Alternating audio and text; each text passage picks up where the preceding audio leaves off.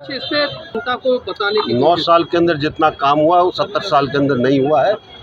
बैठ के आंकलन करिए, आपको पता चलेगा काम किया है तो हम बताएंगे कि सरकार ने क्या काम किया। देखिए, पहलवानों की कार्रवाई के बारे में आपको पता है क्या चल रहा है।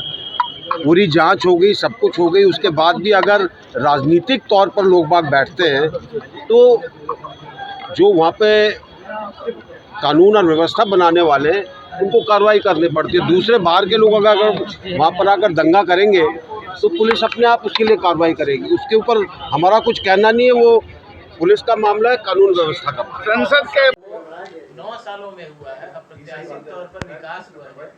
3 क्षेत्रों में सबसे ज्यादा विकास हुआ है, आर्थिक, सामाजिक और राजनीतिक क्षेत्र में, जो कि पिछले 70 सालों में नहीं हुआ। सही बोला बीके सिंह जी ने। उनकी अंतरात्मा जागी है कि कभी इन 70 सालों में महंगाई इतनी चरम सीमा पर नहीं थी।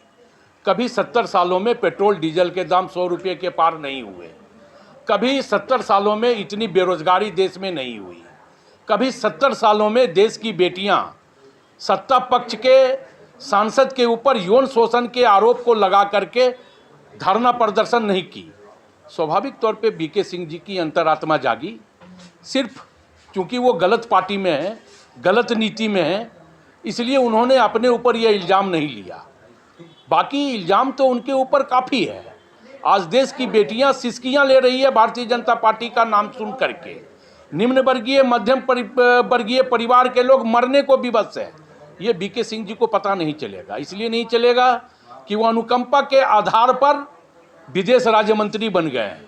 कभी वो निम्न वर्गीय, मध्यम वर्गीय परिवार के बीच रहे नहीं। कभी उनका सुख दुख साझा उन्होंने किया नहीं।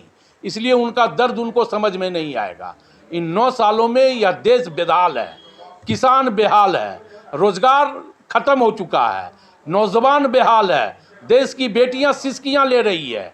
तो कम से कम बीके सिंह जी को यह बात याद रखना चाहिए। और देश की जनता कोई बात भूलती नहीं है। और यह बोल करके कि देश की जनता इन बातों को याद नहीं रखती, देश की जनता का माखोल उड़ाने का काम किया है बीके सिंह ने। और देश की जनता 2024 में कभी उन्हें माफ नहीं करेगी।